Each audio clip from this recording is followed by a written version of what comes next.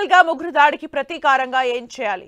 పాకిస్తాన్పై మరో surgical strike చేయాలా? ఈ అభిప్రాయం రాగానే ముందు వెంటనే గుర్తొచ్చేవారు ఒకరుంటారు. ఆయనే అప్పటి వింగ్ కమాండర్ అభినందన్ వర్ధమాన్.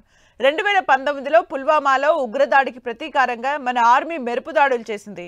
అందులో భాగంగా అభినందన్ వర్ధమాన్ చేసిన సాహసం ఎప్పటికీ గుర్తుండిపోతుంది. అందుకే ఇప్పుడు ఆయన ఏం చేస్తున్నాడనే ఆసక్తి మన నెటిజన్లలో భారీగా వ్యక్తమవుతోంది.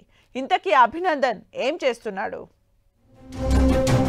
వింగ్ కమాండర్ అభినందన్ వర్ధమాన్ ఎక్కడ?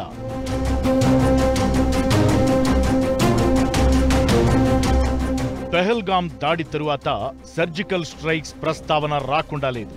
అది రాగానే చాలా మంది ఇండియన్స్ మదిలో మెదిలిన ప్రశ్న ఇది. అభినందన్ ఏం చేస్తున్నాడు? పుల్వామా దాడి తరువాత అభినందన్ వర్ధమాన్ చేసిన సాహసం చరిత్ర పుటల్లో నిలిచిపోయేది. శత్రుదేశపు ఫైటర్ ని వెంటాడుతూ ప్రమాదవశాత్తు పాక్ లో దిగిన అభినందన్ ని భారత్ 24 గంటలు గడిచేలోపే విడిపించుకుంది. ఆ సమయంలో కలిగిన ఉత్కంఠ నిజంగా ఓ థ్రిల్లర్ సినిమానే తలపించింది. ఆ సంఘటన తరువాత అభినందన్ వర్ధమాన్ ని ప్రత్యేకమైన ట్రైనింగ్ సెంటర్లో కొన్నాళ్లు ఉంచారు. ఆ సమయంలో కేంద్ర మంత్రి నిర్మలా సీతారామన్ అతనితో ప్రత్యేకంగా భేటీ అయ్యారు కూడా.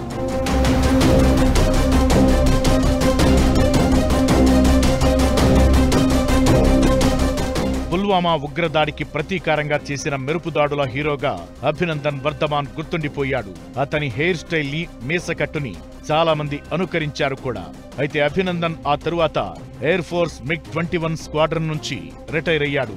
అప్పటి రాష్ట్రపతి రామ్నాథ్ కోవింద్ చేతుల మీదుగా వీరచక్ర పురస్కారం కూడా అభినందన్ అందుకున్నాడు. ఇప్పుడు అభినందన్ వర్ధమాన్ సైన్యంలో ఏ పొజిషన్ లో ఉన్నది తెలియరాలేదు.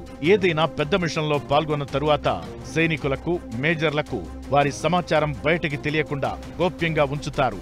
ప్రస్తుతం పాక్ పై భారత్ అనూహ్యమైన యుద్ధం ప్రారంభించిన నేపథ్యంలో అభినందన్ గురించిన సమాచారం కోసం ఆసక్తి వ్యక్తమవుతోంది.